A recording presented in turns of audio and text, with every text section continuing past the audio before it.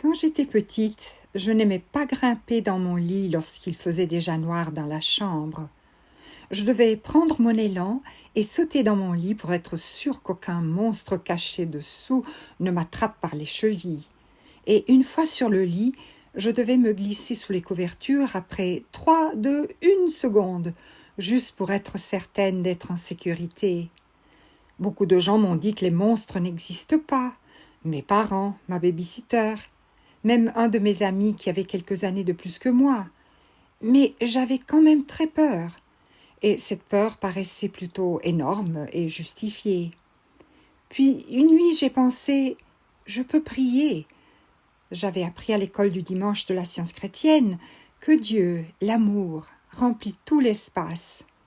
Il n'existe aucun endroit, même sous mon lit, qui ne soit rempli par l'amour. Alors, qu'en est-il des monstres ? Eh bien, puisque l'amour est ici et là et partout, il n'y a pas de place pour quoi que ce soit de mauvais. Pas un seul monstre, ni grand ni petit. Donc l'idée qu'il y avait quelque chose dans ma chambre qui pouvait me faire du mal n'était rien de plus qu'une erreur. Comment corriges-tu une erreur ? En sachant ce qui est vrai. Et c'est ce que j'ai fait. Plus je restais fidèle aux faits, à la vérité, que l'amour est tout, moins j'avais peur. Peu après, je n'ai plus eu besoin de sauter sur le lit. Je n'avais plus à m'entortiller sous les couvertures pour être en sécurité. La peur avait disparu. Dans la Bible, il y a un mot intéressant pour décrire les choses qui nous font peur dans la vie. Si tu regardes dans le livre de l'Apocalypse, tu trouveras ce mot. C'est le grand dragon rouge. Un dragon. Ce nom pourrait rendre les choses effrayantes encore plus terribles. Mais attends un peu, regarde la façon dont Mary Baker Eddy explique ce qu'est le dragon dans Science et Santé avec la clé des Écritures. Le grand dragon rouge symbolise le mensonge. C'est exact.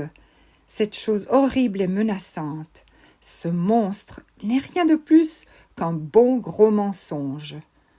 On dit que c'est un dragon, mais c'est une invention, comme les monstres sous mon lit. Tout comme mes propres monstres, les mauvaises choses peuvent parfois sembler assez effrayantes. Par exemple, quelqu'un qui nous embête peut être une sorte de dragon. C'est pareil pour la maladie ou un orage violent. Que peut-on faire ? C'est le moment de devenir chasseur de dragons. Pour éliminer le dragon, tout ce que tu as à faire, c'est de savoir ce qui est vrai. La vérité balaie toujours le mensonge. Elle est puissante et on peut compter sur elle.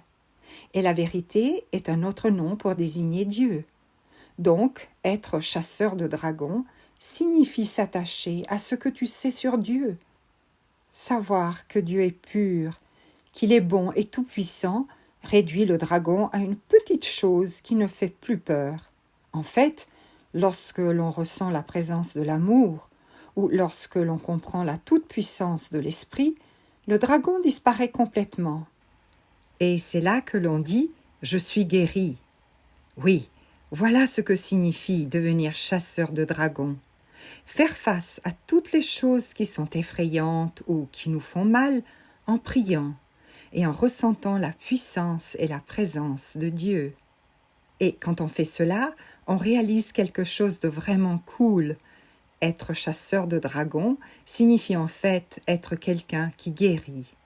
C'est exactement ce que tu es chaque fois que tu rencontres et que tu terrasses un dragon.